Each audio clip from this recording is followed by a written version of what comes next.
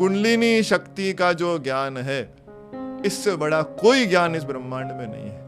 हर मानव का यह कर्तव्य है कि अगर उसको मनुष्य देह मिली है जो देव दुर्लभ है, गुरुदेव ने अपने स्पीच में कहा है देवता भी रोते हैं मनुष्य शरीर प्राप्त हो जाए और एक बार कुंडलिनी जागृत होके षट चक्र भेदन हो जाए, एक बार में फैसला हो जाए, भवसागर से मुक्ति मिल जाए। देवता रोते हैं इस मनुष्य जीवन को प्राप्त करने के लिए। और यदि आपको ये मनुष्य जीवन मिला है, आपको गुरु सियाग जैसे समर्थ गुरु मिले हैं जिन्होंने फ्री में ये सारा का सारा ज्ञान दे दिया। हाँ, एक बात तो है, झुक के प्रार्थना तो करनी पड़ेगी। दर्शन में आता है कि सृष्टि की रचना वो कुंडलिनी शक्ति करती है, वो माँ करती है, पर उसका रचना करने का तरीका हम जैसे रचना करते हैं वैसे नहीं है। जैसे हम किसी चीज को बनाते हैं तो 3-4 चीजों को जोड़ करके हम किसी वस्तु का निर्माण कोई मानव करता है, लेकिन वो मानव उस वस्तु के अंदर विद्यमान नहीं, ठीक है। वैसे कुंडलिनी शक्ति जब संसार की रचना करती है तो वो बाहर की वस्तुओं से नहीं करती, वो अपने अंदर से ही सारे संसार को प्रकट करती है और वो ही सारे संसार के रूप में है। जैसे मैं आपको उदाहरण दूं, एक ही पानी है, लेकिन वो पानी जब गन्ने के पौधे में जाता है तो मीठे रस का रूप ले लेता है, वही पानी जब नींबू के पौधे में जाता है तो खट्टे रस का रूप ले लेता है, ठीक है। वही पानी जो है जब मिर्ची के पौधे में जाता है तो एकदम बिल्कुल वो तीखा जो है वो रूप ले लेता है। पानी तो वही है, लेकिन सभी रूपों में जब वो जाता है तो अलग अलग रूप धारण कर लेता है। वैसे ही ये कुंडलिनी शक्ति पूरे ब्रह्मांड के रूप में अपने आप को प्रकट करती है। हमारी आत्मा की शक्ति हो, आत्मा सो परमात्मा, तो परमात्मा की शक्ति हो, वही ब्रह्मांड को रचती है अपने अंदर से। वही ब्रह्मांड में जब रोशनी करना चाहती है तो सूर्य बन जाती है, तारे बन जाती है ना, अग्नि बन जाती है। वही जब संसार की रचना करती है, मनुष्य की रचना करती है तो प्राण बन जाती है, ठीक है। तो सब रूपों में आज हमको जो दिखाई दे रहा है वो वही चिति शक्ति है, वही कुंडलिनी है, वही राधा तत्व है। गुरु की आवश्यकता ही क्यों है? गुरु की आवश्यकता ही एकमात्र इसी चीज के लिए है कि वो जो अंदर हमारे कुंडलिनी शक्ति विराजमान है, जब तक वो जागृत नहीं होगी, हम चाहे हजारों धार्मिक ग्रंथ पढ़ लें, हम चाहे प्रतिदिन उपवास कर लें, चाहे हम लोग कितने ही दान कर लें, पुण्य कर लें, गंगा नदी में जाकर के नहा लें, जब तक वो कुंडलिनी जागृत नहीं होगी गुरु कृपा से, हमें कभी अपनी असीमता का, अपने ब्रह्म होने का, अपने आनंदमय होने का कभी एहसास नहीं हो सकता, ठीक है।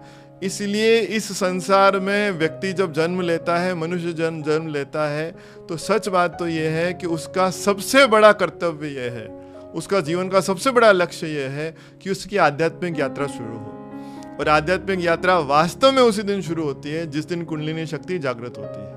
बाकी तो आप मंदिर जा रहे हो, मस्जिद जा रहे हो, कहीं भी पूजा स्थल पे जा रहे हो, आप दान पुण्य कर रहे हो, आप किसी धार्मिक पुस्तक को पढ़ रहे हो, उसका कोई जैसे मान लो आप आरती करते हो रोज, आप पाठ करते हो, आप दिया करते हो, अगरबत्ती करते हो, ये सब एक वार्म अप है, अभी गेम शुरू नहीं हुआ है, ठीक है। जैसे कोई भी गेम खेलने से पहले इंसान वार्म अप करता है, वैसे ही उस कुंडलिनी शक्ति के जागृत होने की वो जो दिव्य अवस्था है, उसके आने के लिए ये सब केवल तैयारी मात्र है। जब तक कुंडलिनी जागृत नहीं होगी, आध्यात्मिक यात्रा का प्रारंभ होता ही नहीं है। तो इसको हक दीक्षा कहा गया है।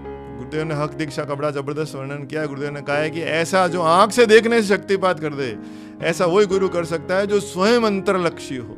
ऐसे जो गुरु होते हैं उनकी आंखों को देखने मात्र से पता चलता है। जैसे आप गंगाईनाथ जी महाराज की आंखों देख लें, गुरुदेव के जो गुरु हैं दादा गुरुदेव, शिव अवतारी बाबा श्री गंगाईनाथ जी की आंखों को देखें, वो एकदम अंतर्लक्षी अवस्था में विराजमान है, शांभवी मुद्रा में। कभी आप गुरु नानक की कोई तस्वीर देख लें, इंटरनेट पे मिल जाएगी आपको, कबीर साहब को देख लें, रामकृष्ण परमहंस को देख लें, इनको देखने मात्र से पता चलता है कि अंतर्दक्षी है, यही उस हक दीक्षा को दे सकते हैं। परंतु चिंता की कोई आवश्यकता नहीं है। समर्थ सदगुरुदेव श्री रामलाल जी सियाग जो है, वो इस संसार का कल्याण करने के लिए आए हुए 10वें अवतार हैं, जिनको हमारे धर्म में कल्कि कहा गया है, कल्कि अवतार, the 10th incarnation of Lord Vishnu, ठीक। समर्थ सदगुरुदेव श्री रामलाल जी सियाग और गुरुदेव ने मानव जाति पर परम कृपा करके एक ऐसा मार्ग प्रकट कर दिया है कि अब तो कुंडलिनी जागरण के लिए आपको कहीं जाने की भी आवश्यकता नहीं है।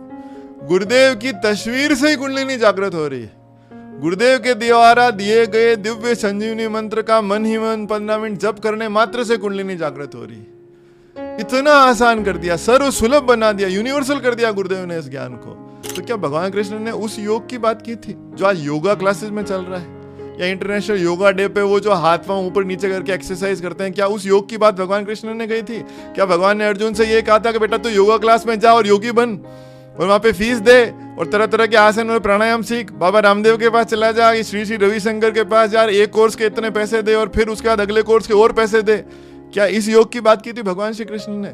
नहीं, भगवान श्री कृष्ण ने जिस योग की बात की थी ये वो महायोग, वो सिद्ध योग, वो सहज योग वो है जो समर्थ सदगुरुदेव श्री रामलाल जी सियाग ने दिया है, जिसमें राधा और कृष्ण के मंत्र का जप करना होता है। मैं आपको सच बता रहा हूं, मेरी आत्मा की आवाज कह रहा हूं, जो आनंद, जो शांति गुरुदेव के ध्यान से मिलती है, और ध्यान से भी नहीं, ये गलत बोल रहा हूं मैं, ध्यान से नाम जब खूब करने के बाद जो ध्यान लगता है उसमें जो आनंद महसूस होता है ना, फीका है दुनिया का हर सुख उसके सामने। कुछ भी नहीं है संसार का, कोई भी सुख तुलनीय ही नहीं। मैं तो I don't even want to compare, है ना, that divine pleasure with anything in this world. इस दुनिया के किसी भी दुनियावी मेटेरियलिस्टिक जो प्लेजर है उसके साथ तुलना नहीं की जा सकती उसकी। वो अबव सेंचुरी प्लेजर है, इंद्रिया अतीत आनंद है, ठीक है। और मैं तो मानता हूं कि संसार के जो लोग हैं जो अपने उस परम आनंद को छोड़ करके और बाहर भाग रहे हैं, भाग दौड़ कर रहे हैं, ठीक है, वो त्यागी लोग हैं जो उस असीम आनंद को तो त्याग चुके हैं और संसार की चीजों के पीछे भाग रहे हैं। जैसे तुलसीदास जी ने कहा ना, कलयुग केवल नाम आधारा। भाई तुलसीदास जी कोई बेवकूफ तो थे नहीं, महायोगी थे। उन्होंने जो रामचरितमानस लिखा, जो हनुमान चालीसा है, उसकी रचना तुलसीदास जी ने की है। तो उस महायोगी तुलसीदास जी ने यदि ये कहा है कि कलयुग केवल नाम आधारा, सुमरि सुमरि नर उतरे पारा, तो लोग इसमें इस केवल शब्द को सुनते नहीं है। यानी आप दिया करते हो, अगरबत्ती करते हो, स्रोत करते हो, पाठ करते हो, व्रत करते हो, गंगा जी में जाते हो, तीर्थों में घूमते हो, कोई अर्थ नहीं है। मैं नहीं कह रहा हूं, तुलसीदास जी कह रहे हैं, कलयुग केवल नाम आधारा। कलयुग में केवल एक ही आराधना है, वो है भगवान का नाम जपो, ठीक है। तो वो नाम कौन सा जपो? वही जपो जो गुरुदेव ने दिया है। क्योंकि गुरुदेव को किसने दिया? गंगाई नाथ जी ने दिया, जो शिव रूप है।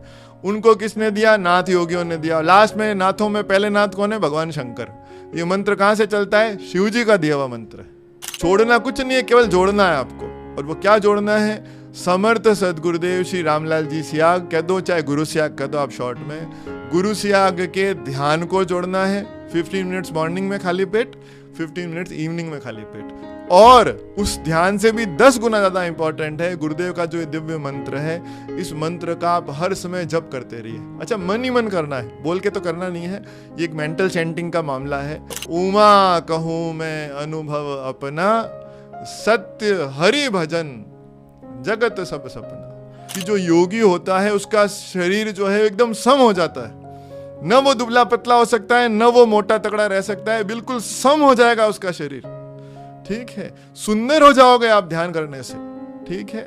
तो भाई शारीरिक सौष्ठव चाहिए, सुंदरता चाहिए, पढ़ाई चाहिए, मेरी तरह वो ईश्वर का आनंद चाहिए, वो मस्ती चाहिए, वो परम शांति चाहिए जो दुनिया में कहीं नहीं है। धन हासिल करना चाहो आप, वो जगत जननी, सारा ब्रह्मांड, सारा द्रव्य वो खुद ही है, वही सोना बनी है, वही चांदी बनी है, वही सारी मुद्रा है, ठीक है। तो वो भगवान श्री कृष्ण जो है, उनकी जब आप आराधना करोगे, उस राधा की जब आप आराधना करोगे, तो कहाँ कमी रहेगी आपके धन के लिए, ठीक है। तो कोई कमी नहीं रहेगी। ये जो योग है, ये सन्यास का मार्ग नहीं, ये संसार को कैसे सार्थक तरीके से जिया जाए, वो मार्ग गुरु सियाग ने जो है, समर्थ सदगुरुदेव श्री रामलाल जी सियाग ने दुनिया को बताया है और गुरुदेव ने उसको प्रकट कर दिया है।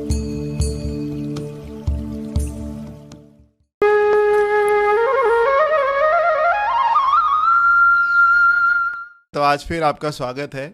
गुरु सियाग सिद्ध योग और ध्यान का ये जो ज्ञान है, इससे संबंधित हमने एक चैनल खोला है और चैनल का नाम है सनातन द इटर्नल। इसका नाम भी सनातन द इटर्नल जो है, वो महर्षि अरविंद को भगवान श्री कृष्ण ने इस धर्म के बारे में जब बताया तो बताया कि ये सनातन धर्म है जो मेरी ही वाणी का प्रसार करने के लिए अब उठ रहा है। तो इसीलिए चैनल का नाम जो है हमने सनातन द इटर्नल रखा है। तो आज एक बहुत अच्छे नए टॉपिक के साथ मैं उपस्थित हुआ हूँ। तो आज के टॉपिक का नाम है कि कुंडलिनी शक्ति के ज्ञान से अधिक महत्वपूर्ण कोई ज्ञान नहीं है, ठीक है। जैसे आपने देखा होगा कि जो मनुष्य है वो हर चीज इसलिए करता है कि वो उसमें सुख चाहता है। जैसे हम शादी क्यों करते हैं? क्योंकि हम सुख चाहते हैं। हम कोई अपनी पत्नी या पति के लिए शादी नहीं करते हैं, हम अपने सुख के लिए शादी करते हैं। हम बच्चे क्यों चाहते हैं? अपने सुख के लिए चाहते हैं, बच्चे के सुख के लिए नहीं चाहते हैं। हम विभिन्न कला कौशलों को सीखते हैं, अपने सुख के लिए सीखते हैं। तो अगर ये कहा जाए कि मनुष्य सब कुछ जो करता है वो अपने सुख के लिए करता है, तो उसमें कोई अतिशयोक्ति नहीं होगी। तो प्रश्न उठता है ऐसा क्यों है? ऐसा इसलिए है कि यदि हम योग के ग्रंथों को उठा करके देखें तो योग के ग्रंथों में बड़ा स्पष्ट लिखा हुआ है कि मनुष्य की उत्पत्ति परमात्मा के आनंद, जो कि सुख का एक निकटवर्ती ही चीज़ है, उससे हुई है। तो सुख या आनंद प्राप्त करना हमारा जन्म सिद्ध अधिकार है। और यहाँ तक कहा जाता है कि परब्रह्म के आनंद से इस पूरे संसार की उत्पत्ति हुई है। तो इसलिए हम लोग सुख प्राप्त करना चाहते हैं या आनंद प्राप्त करना चाहते हैं, ये हमारी मूल प्रकृति है, ये हमारी आत्मा की मूल प्रकृति है। जैसे गुरुदेव का स्पीच आपने कभी सुना हो तो गुरुदेव हमेशा फरमाते थे कि मैं यहाँ ध्यान करवाता हूँ, यहाँ जहाँ बिंदी लगाते हैं, तिलक लगाते हैं, तो यहाँ ध्यान क्यों करवाता हूँ?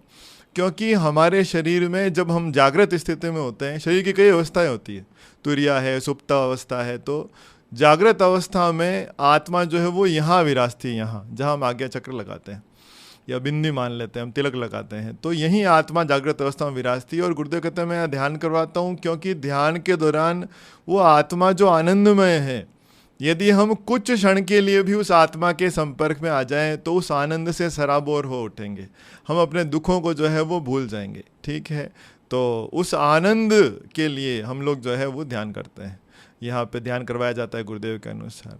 अब मनुष्य वर्तमान में जितनी पीड़ाओं से, समस्याओं से दुखी है, ग्रस्त है, उसका मूल कारण क्या है?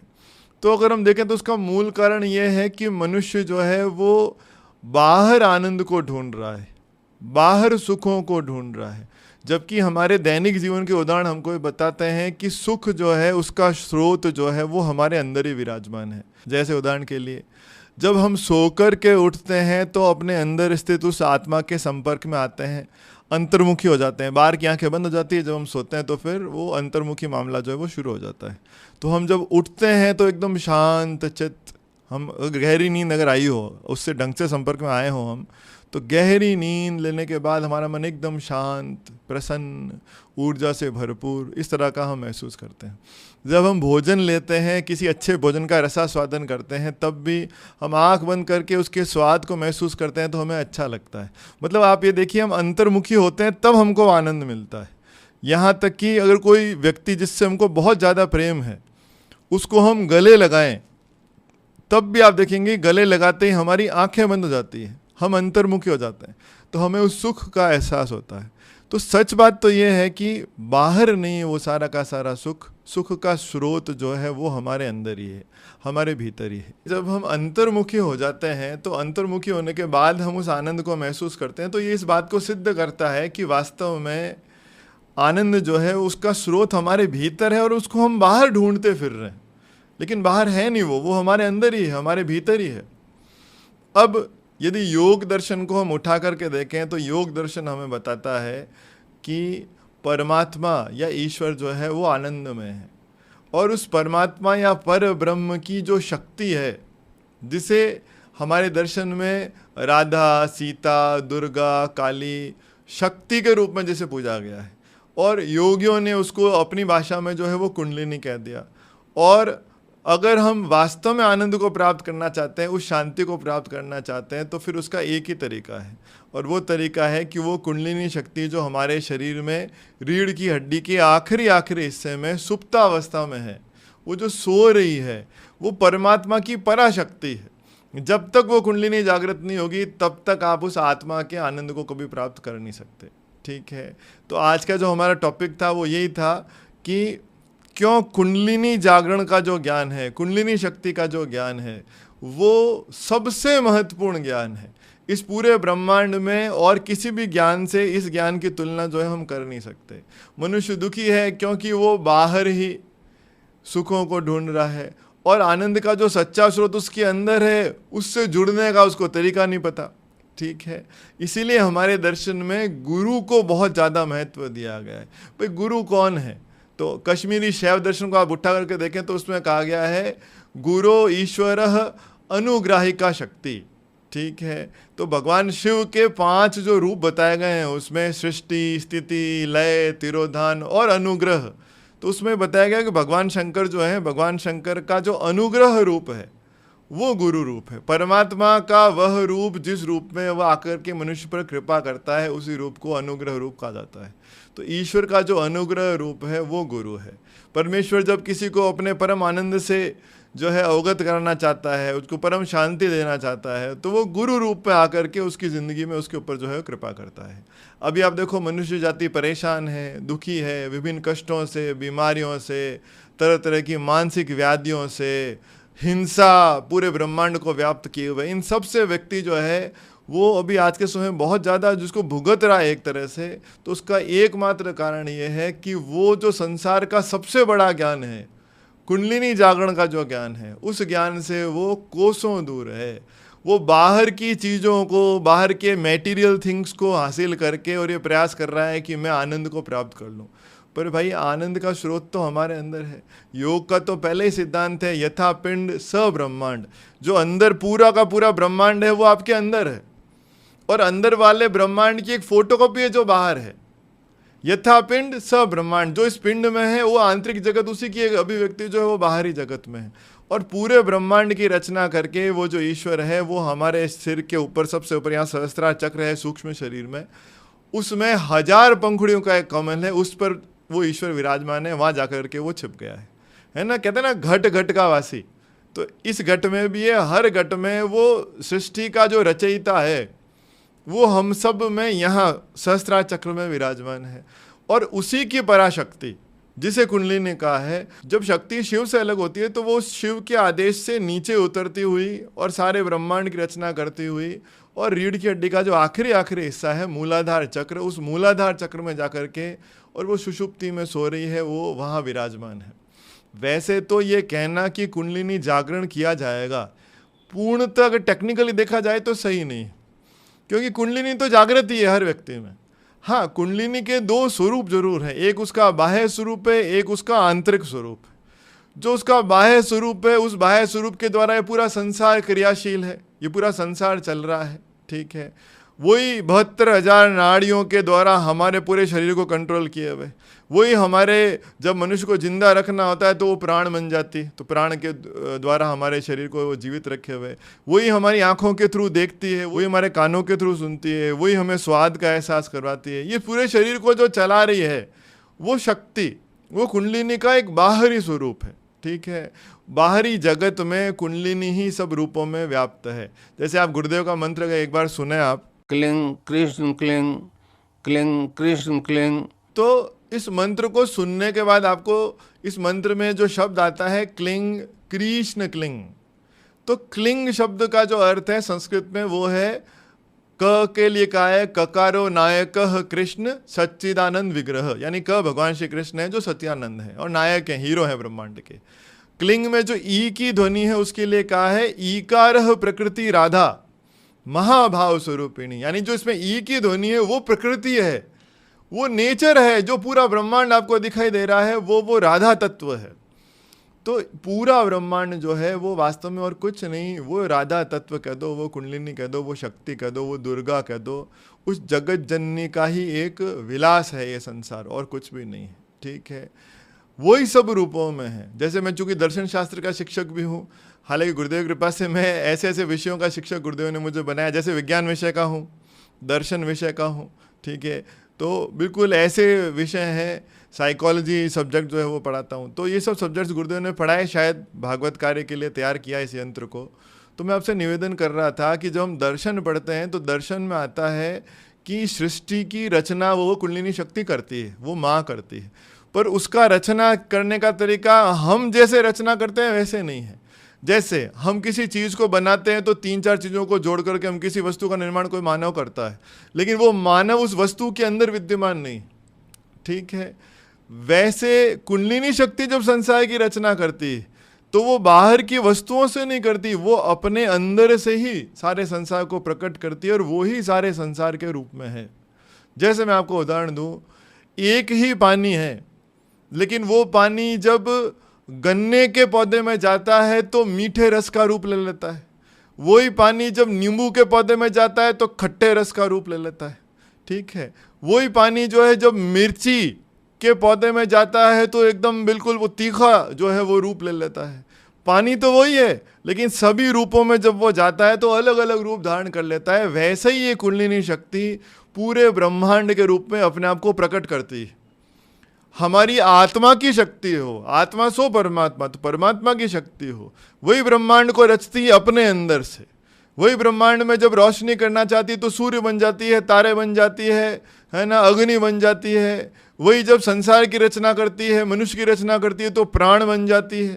ठीक है, तो सब रूपों में आज हमको जो दिखाई दे रहा है वो वही चिति शक्ति है, वही कुंडलिनी है, वही राधा तत्व है जो सब रूपों में दिखाई देती है। और वो हमारे अंदर रीढ़ की हड्डी के आखिरी आखिरी हिस्से में भी आंतर कुंडलिनी के रूप में विराजमान है। उस कुंडलिनी का बाह्य रूप तो हम देखते हैं, हम जो भी क्रियाकलाप करते हैं वो उस कुंडलिनी शक्ति का बाह्य स्वरूप है। उसी की शक्ति से हम हिलते डुलते हैं, हमारे शरीर की जो क्रियाएं हैं, गति है, उसी कुंडलिनी शक्ति, उसी चिति शक्ति की कृपा से बाहर दिखाई दे रहा है। तो उसका बाह्य स्वरूप तो बिल्कुल ढंग से काम कर रहा है, किंतु उस कुंडलिनी का एक आंतरिक स्वरूप भी है। बाह्य स्वरूप जब क्रियाशील होता है तो हमें संसार का एहसास होता है। ये जो दुनिया चल रही है, यहाँ पे जो भी हम खाते हैं, पीते हैं, खेलते हैं, कूदते हैं, प्रेम करते हैं, दुखी होते हैं, ये सब ये उसका बाहरी स्वरूप है। लेकिन उसके बाहरी स्वरूप के जागृत होने के बावजूद भी उसका जो आंतर स्वरूप है वो जब तक जागृत नहीं होगा तब तक हम अपनी असलियत को नहीं जान पाएंगे। वो अक्षय आनंद का स्रोत जो हमारे अंदर विद्यमान है, उस स्रोत का ताला नहीं खुलेगा। तो क्या रास्ता है भाई उसका, कैसे हम उस कुंडलिनी शक्ति को जागृत कर सकते हैं? तो भाई सनातन धर्म जो है उसके आप ग्रंथों उठा कर देखें, उन्होंने स्पष्ट रूप से सनातन धर्म वालों ने कहा है, और वो ये कहा है कि जब तक कोई गुरु न मिल जाए। अच्छा, गुरु जो है आजकल, मतलब गुरु शब्द पे बड़ा कन्फ्यूजन है। कोई भी व्यक्ति तिलक छापा भगवा वस्त्र धारण करके, है ना, आध्यात्मिक ग्रंथों को पढ़ के सुनाता है, थोड़ी अच्छी बातें करता है, तो हम उसको गुरु समझ लेते हैं। बिल्कुल गलत। गुरु केवल वही व्यक्ति है जिसको किसी गुरु ने गुरु पद दे दिया हो, या यूँ कहूँ गुरु केवल वही व्यक्ति है, उसी को गुरु कहलाने का अधिकार है जिसकी कृपा से तत्काल कुंडलिनी शक्ति जागृत होती है। ठीक है, गुरु की आवश्यकता ही क्यों है? गुरु की आवश्यकता ही एकमात्र इसी चीज के लिए है कि वो जो अंदर हमारे कुंडलिनी शक्ति विराजमान है, जब तक वो जागृत नहीं होगी, हम चाहे हजारों धार्मिक ग्रंथ पढ़ लें, हम चाहे प्रतिदिन उपवास कर लें, चाहे हम लोग कितने ही दान कर लें, पुण्य कर लें, गंगा नदी में जाकर के नहा लें, जब तक वो कुंडलिनी जागृत नहीं होगी गुरु कृपा से, हमें कभी अपनी असीमता का, अपने ब्रह्म होने का, अपने आनंदमय होने का कभी एहसास नहीं हो सकता। ठीक है, इसलिए इस संसार में व्यक्ति जब जन्म लेता है, मनुष्य जन्म लेता है, तो सच बात तो ये है कि उसका सबसे बड़ा कर्तव्य ये है, उसका जीवन का सबसे बड़ा लक्ष्य ये है कि उसकी आध्यात्मिक यात्रा शुरू हो। और आध्यात्मिक यात्रा वास्तव में उसी दिन शुरू होती है जिस दिन कुंडलिनी शक्ति जागृत होती है। बाकी तो आप मंदिर जा रहे हो, मस्जिद जा रहे हो, कहीं भी पूजा स्थल पे जा रहे हो, आप दान पुण्य कर रहे हो, आप किसी धार्मिक पुस्तक को पढ़ रहे हो, उसका कोई जैसे मान लो आप आरती करते हो रोज, आप पाठ करते हो, आप दिया करते हो, अगरबत्ती करते हो, ये सब एक वार्म अप है, अभी गेम शुरू नहीं हुआ है। ठीक है, जैसे कोई भी गेम खेलने से पहले इंसान वार्म अप करता है, वैसे ही उस कुंडलिनी शक्ति के जागृत होने की वो जो दिव्य अवस्था है, उसके आने के लिए ये सब केवल तैयारी मात्र है। जब तक कुंडलिनी जागृत नहीं होगी, आध्यात्मिक यात्रा का प्रारंभ होता ही नहीं है। ये बिल्कुल स्पष्ट शब्दों में कहा है। आपको निवेदन करूं, एक श्लोक आपको जो है सुनाऊं। स्वात्माराम योगी जो है वो हठ योग प्रदीपिका में फरमाते हैं, यावस्था निद्रिता देहे तावत जीवः पशुर्यथा ज्ञानम न जायते तावत कोटि योग विधैरपि। अर्थात यावस्था निद्रिता देहे, जब तक वो शक्ति निद्रा में सो रही है, तावत जीवः पशुर्यथा, तब तक मनुष्य जो है वो पशु के समान ही है। चाहे नवरात्रे कर रहा हो 9 दिन के, चाहे वो रोजे रख रहा हो, चाहे वो रोज मंदिर मस्जिद के चक्कर काट रहा हो, चाहे कितना ही दान पुण्य कर रहा हो, यावस्था निद्रिता देहे तावत जीवः पशुर्यथा, जब तक वो शक्ति निद्रा में है तब तक मनुष्य पशु के समान ही है। ज्ञानम ना जायते तावत, उसे ज्ञान हो ही नहीं सकता।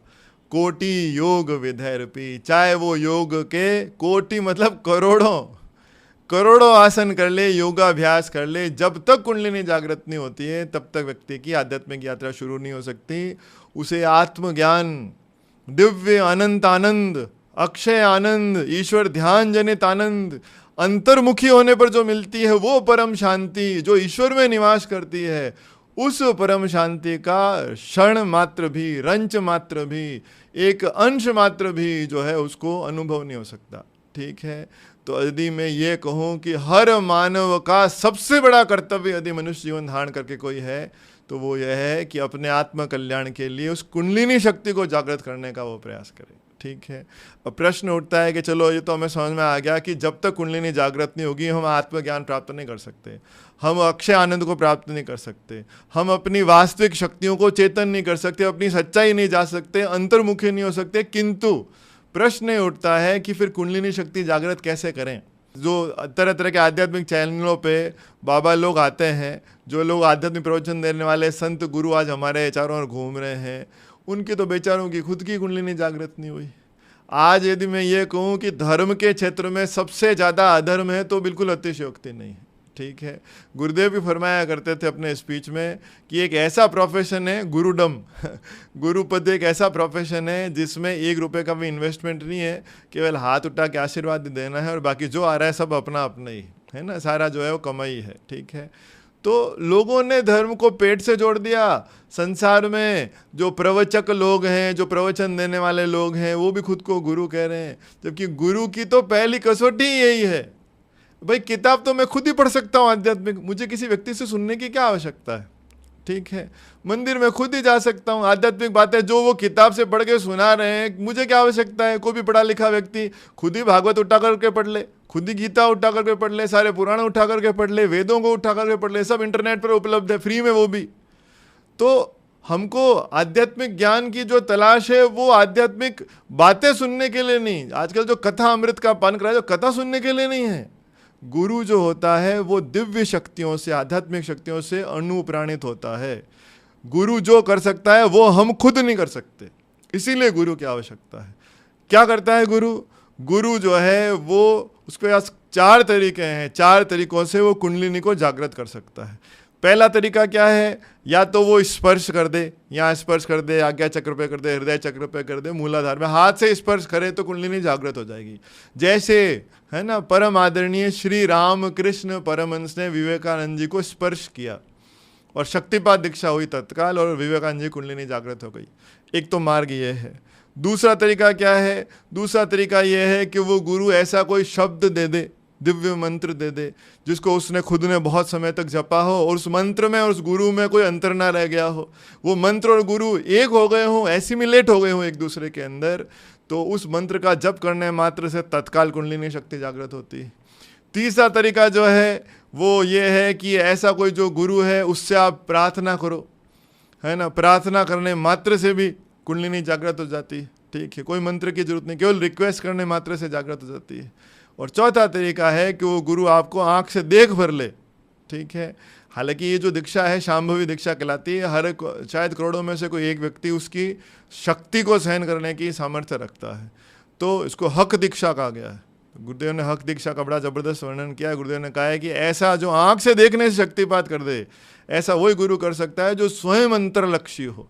ऐसे जो गुरु होते हैं उनकी आंखों को देखने मात्र से पता चलता है। जैसे आप गंगाईनाथ जी महाराज की आंखों देख लें, गुरुदेव के जो गुरु हैं दादा गुरुदेव शिव अवतारी बाबा श्री गंगाईनाथ जी की आंखों को देखें, वो एकदम अंतर्लक्षी अवस्था में विराजमान है, शांभवी मुद्रा में। कभी आप गुरु नानक की कोई तस्वीर देख लें, इंटरनेट पे मिल जाएगी आपको, कबीर साहब को देख लें, रामकृष्ण परमहंस को देख लें, इनको देखने मात्र से पता चलता है कि अंतर्दक्षी है। यही उस हक दीक्षा को दे सकते हैं। परंतु चिंता की कोई आवश्यकता नहीं है। समर्थ सदगुरुदेव श्री रामलाल जी सियाग जो हैं वो इस संसार का कल्याण करने के लिए आए हुए 10वें अवतार हैं, जिनको हमारे धर्म में कल्कि कहा गया है। कल्कि अवतार, the 10th incarnation of Lord Vishnu. ठीक है, इन्हीं के बारे में पूरी बाइबल में भविष्यवाणी है और उनको कंफर्टर कहा गया है, सहायक कहा गया है। ईसा मसीह बेचारा पूरी बाइबल में कहता रहता है कि मैं कंफर्टर को भेजूंगा। गुरुदेव ही है वो कंफर्टर।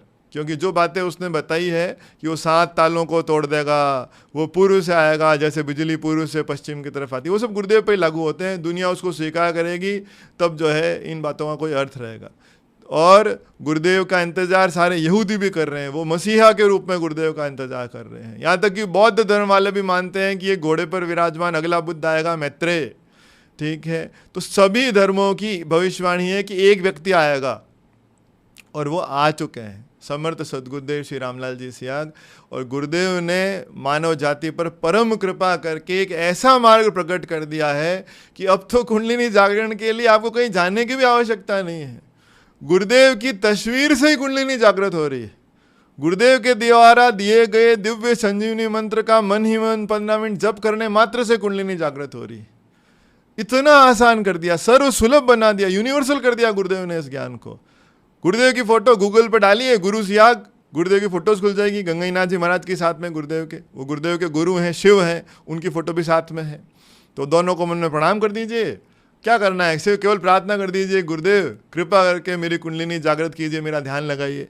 और करना क्या है, आंख बंद करके, जहाँ यहाँ बिंदी लगाते हैं, आंख बंद करके गुरुदेव की फोटो को याद करना है। और YouTube पे गुरुदेव का मंत्र उपलब्ध है, आप डालना गुरु सियाग मंत्र, कोई सैकड़ों वीडियोस खुल जाएंगे गुरुदेव के मंत्र के। उस मंत्र का आपको 15 मिनट तक ध्यान के दौरान आंख बंद करके यहाँ फोटो को याद करना है, और पूरे 15 मिनट तक मन ही मन उस मंत्र का जप करना है, बिना होठ जी हिलाए। मानसिक जप करना है, मेंटल चैंटिंग, ठीक है। बस इतना कीजिए और देखिए 15 मिनट ध्यान करके कुंडलिनी शक्ति गुरु कृपा से तत्काल जागृत हो जाएगी। और वो जागृत हुई कुंडलिनी शक्ति जो है वो आपको स्वतः योग करवाना शुरू कर देगी। सबसे बड़ा आश्चर्य गुरुदेव के यहाँ जब लोग आते हैं तो उनको ये होता है कि ये कुंडलिनी जागृत होते ही हमको स्वतः योग होने लगता है। हाँ, गुरु कृपा से वो जो जगत जननी है, वो जो शक्ति है, वो जो माँ है, वो राधा जो है ना, दुर्गा कह दो उसको, वो गुरु कृपा से तत्काल जागृत होते ही अपना काम शुरू कर देगी। आप तो आंख बंद करके यहाँ गुरुदेव को याद कर रहे हो और मन में उस मंत्र का मानसिक जप कर रहे हो बिना होठ जी मिलाए, लेकिन वो कुंडलिनी शक्ति जागृत हो जाएगी और उस माँ को पता है कि इसके शरीर में कहाँ रोग है, कहाँ इसके इरेगुलरिटी है शरीर में, उस हिस्से को ठीक करने के लिए वो स्वतः आपको योग शुरू करवा देगी। आज पूरी दुनिया में जो योग की बात हो रही है वो योग का निम्नतम रूप है हठ योग, और योग का उच्चतम स्तर जो है उसे कहा गया है सिद्ध योग यानी कि महायोग।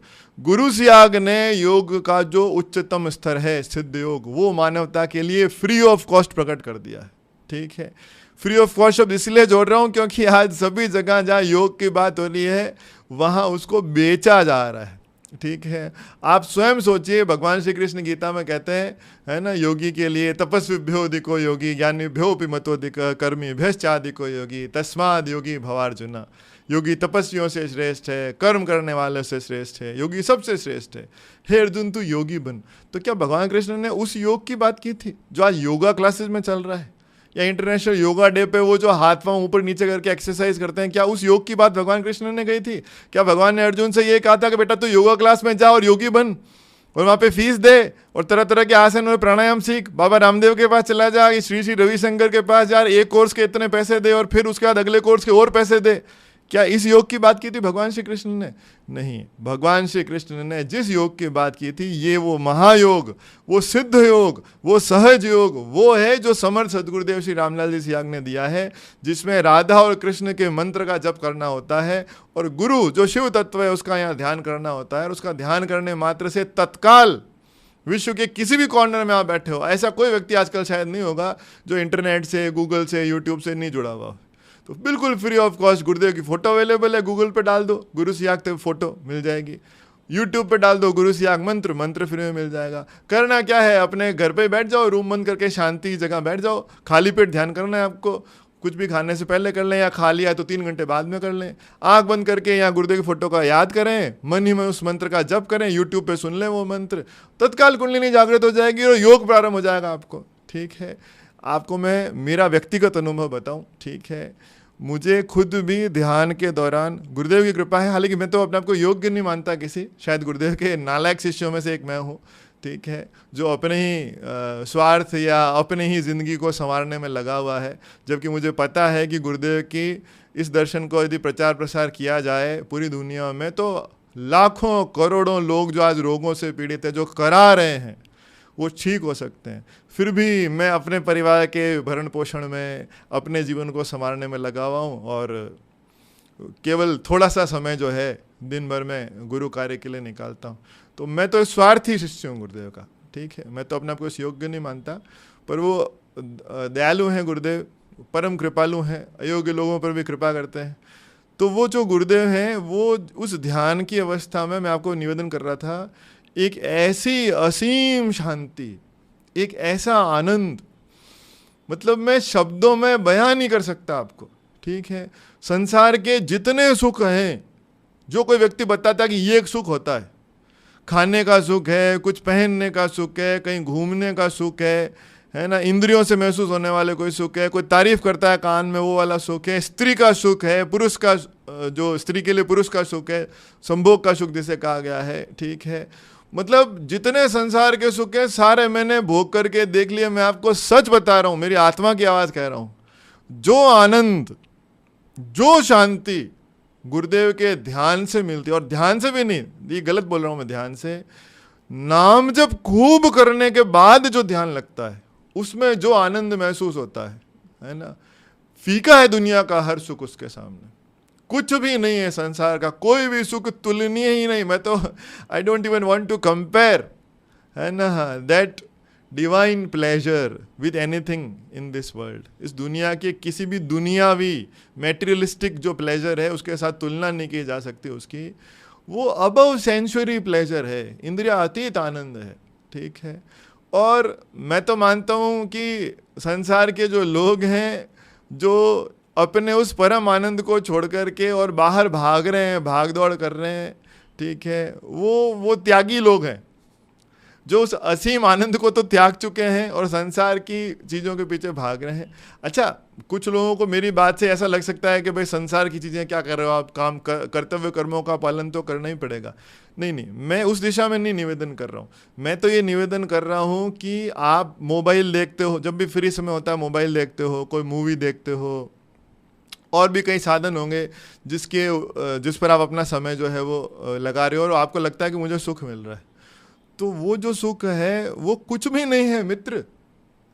ध्यान में जो असीम आनंद, मतलब आपको मैं निवेदन करूं, जब वो आनंद आता है, मेरा अनुभव भी है, और मैंने योगियों से, कई गुरुदेव के शिष्यों से, गुरुदेव की कई दिव्य शिष्याएं हैं, उनसे जब पूछा, ठीक है, तो वो बता रहे थे, मतलब ये शरीर में जो एक रोम रोम भी होता है ना, वो पुलकित हो उठता है।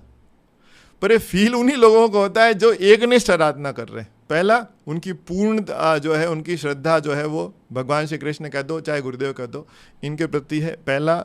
दूसरा, वो सीरियसली नाम जपते हैं।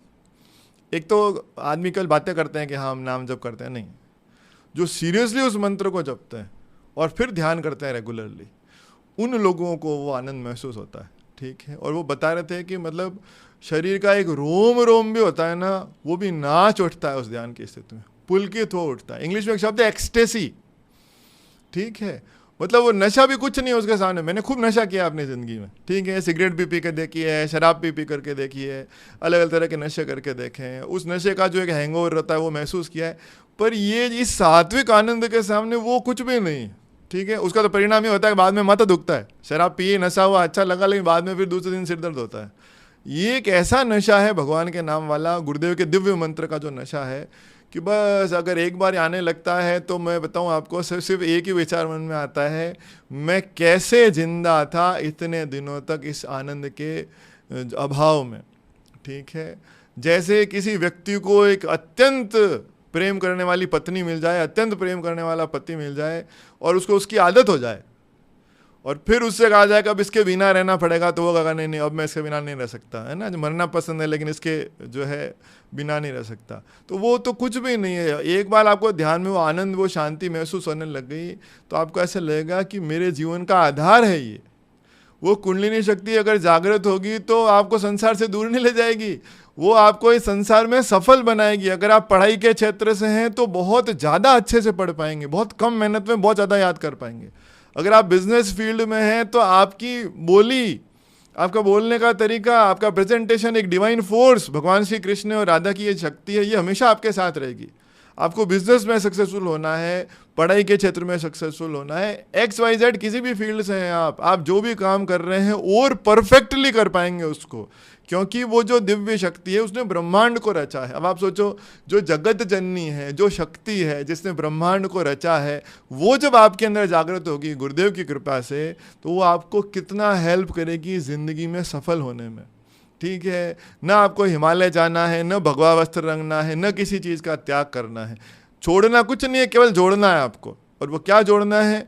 समर्थ सदगुरुदेव श्री रामलाल जी सियाग कह दो, चाहे गुरु सियाग कह दो आप शॉर्ट में, गुरु सियाग के ध्यान को जोड़ना है। 15 मिनट्स मॉर्निंग में खाली पेट, 15 मिनट्स इवनिंग में खाली पेट। और उस ध्यान से भी 10 गुना ज़्यादा इंपॉर्टेंट है गुरुदेव का जो ये दिव्य मंत्र है, इस मंत्र का आप हर समय जप करते रहिए। अच्छा, मन ही मन करना है, बोल के तो करना नहीं है, ये एक मेंटल चैंटिंग का मामला है। तो आप गाड़ी चला रहे हैं, आप मन में जपते रहिए उस मंत्र को। आप नहा रहे हैं, यहाँ तक कि आप टॉयलेट में भी जप सकते हैं। गुरुदेव ने कहा है मानसिक जप जो है उसके लिए कोई शुद्धि अशुद्धि नहीं होती। बोल बोल के जपोगे तो फिर बहुत ध्यान रखना पड़ेगा उसमें कि शुद्धि होनी चाहिए, स्नान होना चाहिए, जनेऊ होना चाहिए। मानसिक जप में कोई दोष नहीं, ठीक है। आप टॉयलेट में भी जप सकते हो, आप नहा रहे हो, आपको नींद नहीं आ रही है, आप किचन में काम कर रहे हो, कुछ भी करते रहिए, मन में उस मंत्र का रेगुलर जो है वो जप चलता रहना चाहिए, है ना। मंत्र आपको पता ही है ना, उस मंत्र को जपते रहिए। क्लिंग कृष्ण क्लिंग, क्लिंग कृष्ण क्लिंग। मैं बोल के बता रहा हूँ, आपको मन में जपना है बिना होठों से फैलाए। क्लिंग शब्द में जो अंग की ध्वनि है, गुरुदेव कहते हैं उस हर अंग की ध्वनि के साथ यहाँ ईश्वर के जो है यहाँ दरवाजे की घंटी बजेगी। और अंत में वो भगवान श्री कृष्ण जो यहाँ बैठे हैं, चाहे शिव कह दो आप उसको, है ना, परब्रह्म कह दो वेदों की भाषा में, तो उस घंटी के बजने से अंततः फिर उनको वो गेट खोलना पड़ेगा। गुरुदेव कहते हैं यहाँ ध्यान कर रहे हो, ये पलक उलट जाएगी, वो सामने आ जाएगा। उसके सामने आने का मतलब ये आखिरी जीवन, जन्म मृत्यु के इस भाव चक्र से मुक्ति, परम ज्ञान, परम शक्तिशाली आप हो जाओगे, ठीक है। जिसके लिए मनुष्य जीवन मिला है, ठीक है, वो आपको प्राप्त हो जाएगा। इस मंत्र के जप से प्राप्त होगा। लेकिन अगर दिन भर नाम जप करोगे तो क्या ध्यान लगेगा आपका, देखो, है ना। मैं तो कहूँ कई बार तो ऐसा होता है कि अगर खूब नाम जप कर लेते हैं ना, चलते चलते ही ध्यान लगने लगता है। ध्यान नहीं करते हैं तो बैठे बैठे आंख बंद हो जाती है और ऐसे मूवमेंट स्टार्ट हो जाते हैं, योग होने लगता है, प्राणायाम होने लगता है, बंद होने लगते हैं, मुद्राएं होने लगती है ऑटोमेटिकली। नाम जब ज़्यादा जब करते हैं ना तो इंसान मजबूर हो जाता है ध्यान करने के लिए, उसको ऐसा नशा महसूस होता है, ऐसा एक आनंद महसूस होता है। भाई अगर सभी संतों ने ये कहा है कि भगवान का नाम ही मंत्र है ना, जैसे तुलसीदास जी ने कहा ना, कलयुग केवल नाम आधारा। भाई तुलसीदास जी कोई बेवकूफ़ तो थे नहीं, महायोगी थे। उन्होंने जो रामचरितमानस लिखा, जो हनुमान चालीसा है, उसकी रचना तुलसीदास जी ने की है।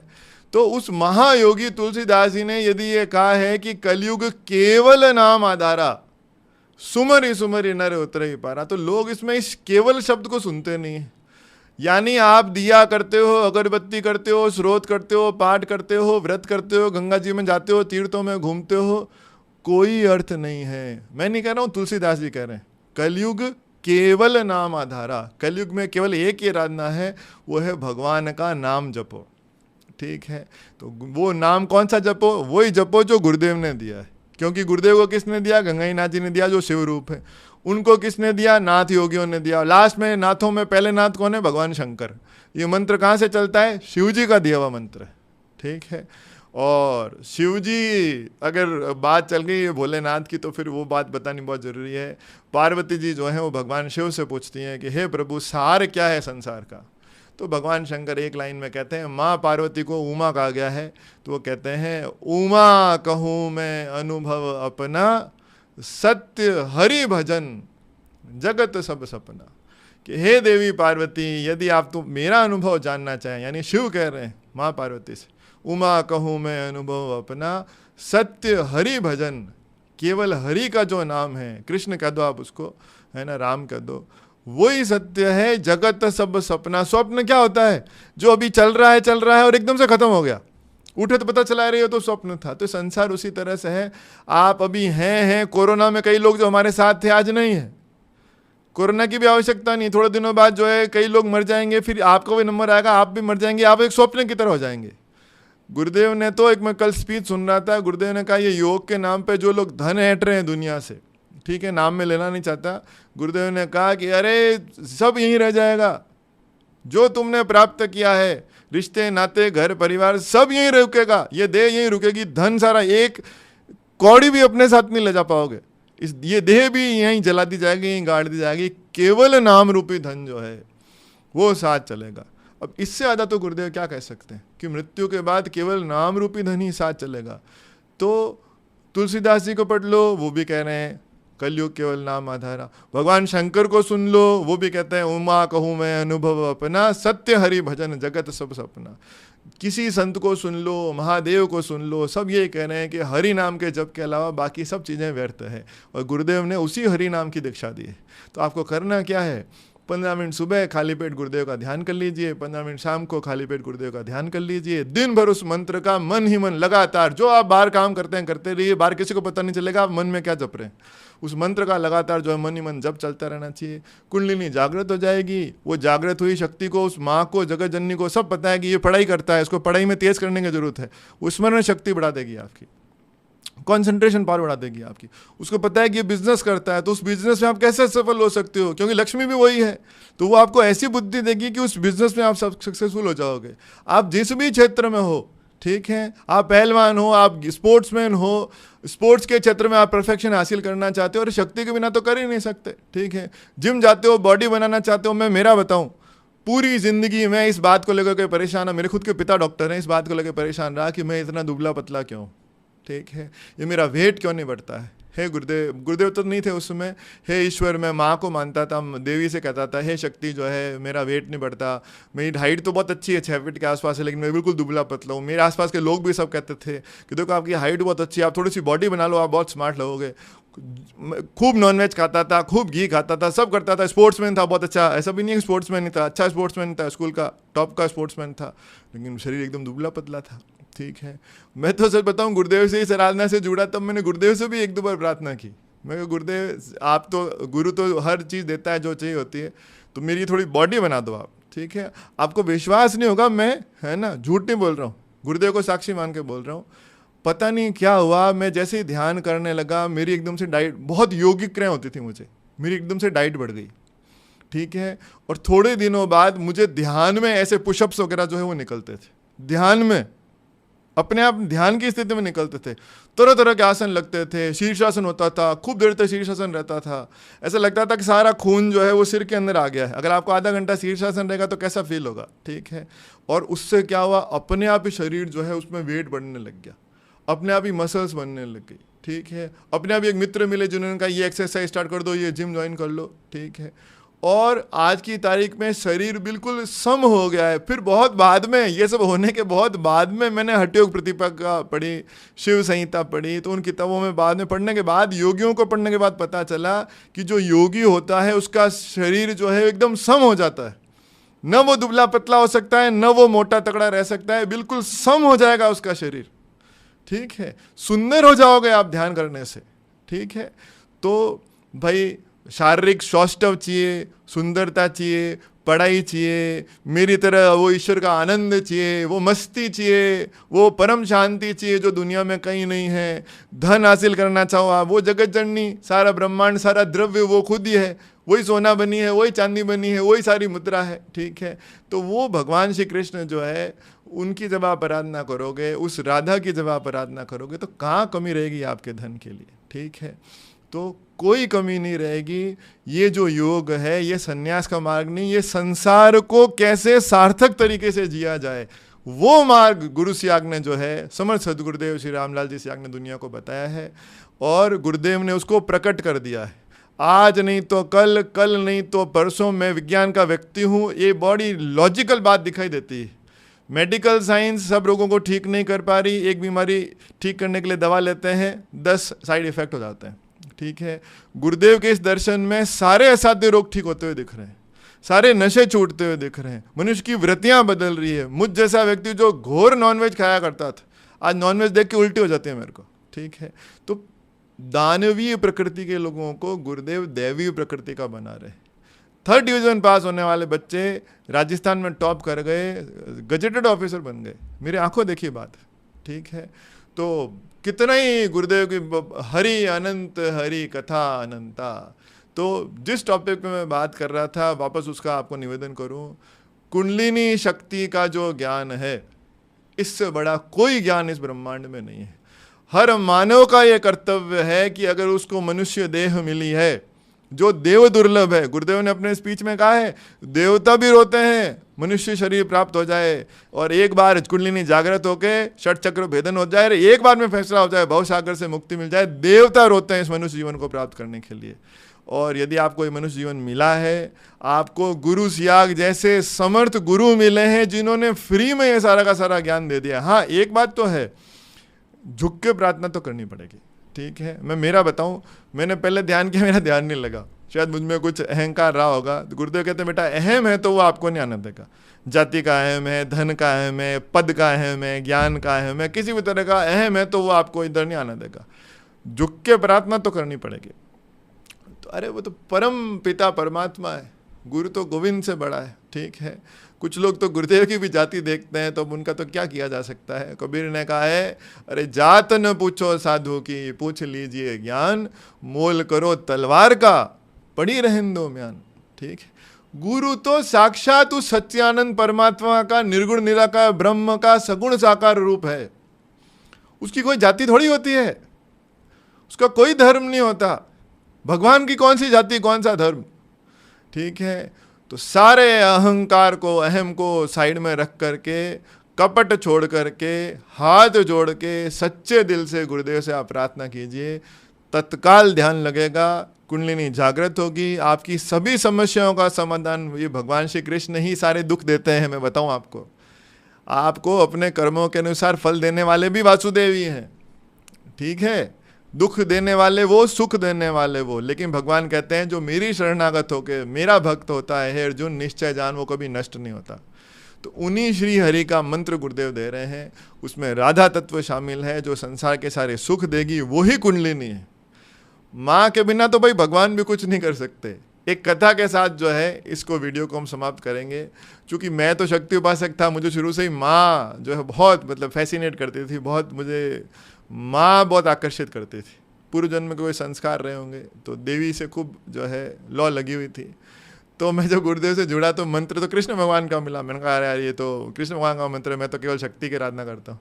फिर बाद में समझ में आया कि वो तो माया के पति हैं, शक्ति तो माया है और वो मायाधिपति हैं, माया के स्वामी, ठीक है। उनके बिना मोक्ष नहीं मिल सकता।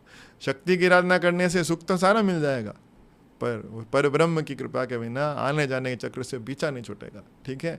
गुरुदेव ने रामकृष्ण परमहंस के लिए बताया था कि रामकृष्ण परमहंस से लोगों ने कहा था कि आप केवल काली की आराधना कर रहे हैं, भगवान की नहीं कर रहे। तो रामकृष्ण ने कहा था मुझे पता है ये बात कि मैं केवल माँ की आराधना कर रहा हूँ और मुझे मोक्ष नहीं मिलेगा, लेकिन ये जन्म तो मैंने माँ को अर्पित कर दिया, अब अगले जन्म में मैं करूँगा, ठीक है।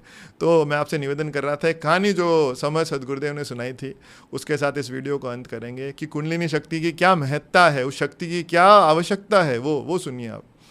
गुरुदेव ने कहा कि आदि गुरु शंकराचार्य, आप जानते हैं आदि गुरु शंकराचार्य हुए, है ना। हाँ, कहते हैं कि उन्होंने अद्वैत दर्शन दिया, आज तक वो जो झंडा है उसको कोई हिला नहीं सका है। गुरुदेव स्वयं कई बार फरमाते थे कि मैं जिस दर्शन को मूर्त रूप दे रहा हूँ ये वही अद्वैत दर्शन है जिसे आदि गुरु शंकराचार्य ने प्रूव कर दिया था। आत्मा सो परमात्मा, आदि गुरु शंकराचार्य का प्रसिद्ध कथन है ना, ब्रह्म सत्यम जगत मिथ्या जीवो ब्रह्म है वना पर। जीव और ब्रह्म अलग अलग नहीं है, एक ही है। आप ही ईश्वर का अंश हो, आत्मा परमात्मा एक ही है, द्वैत है ही नहीं, अद्वैत, दो नहीं है, एक ही है। तो आदि गुरु शंकराचार्य जो थे, जब उन्होंने आराधना शुरू की तो उन्होंने केवल भगवान शिव की पूजा की और जगत जननी माँ दुर्गा माँ पार्वती को नहीं भजा, ठीक है। तो देवी ने मन में सोचा कि बड़ा बेवकूफ़ है ये, ठीक है, मेरे बिना तो शिव कुछ नहीं कर सकते, इसका कैसे काम चलेगा, ठीक है। तो उन्होंने क्या किया, सारी शक्ति खींच ली।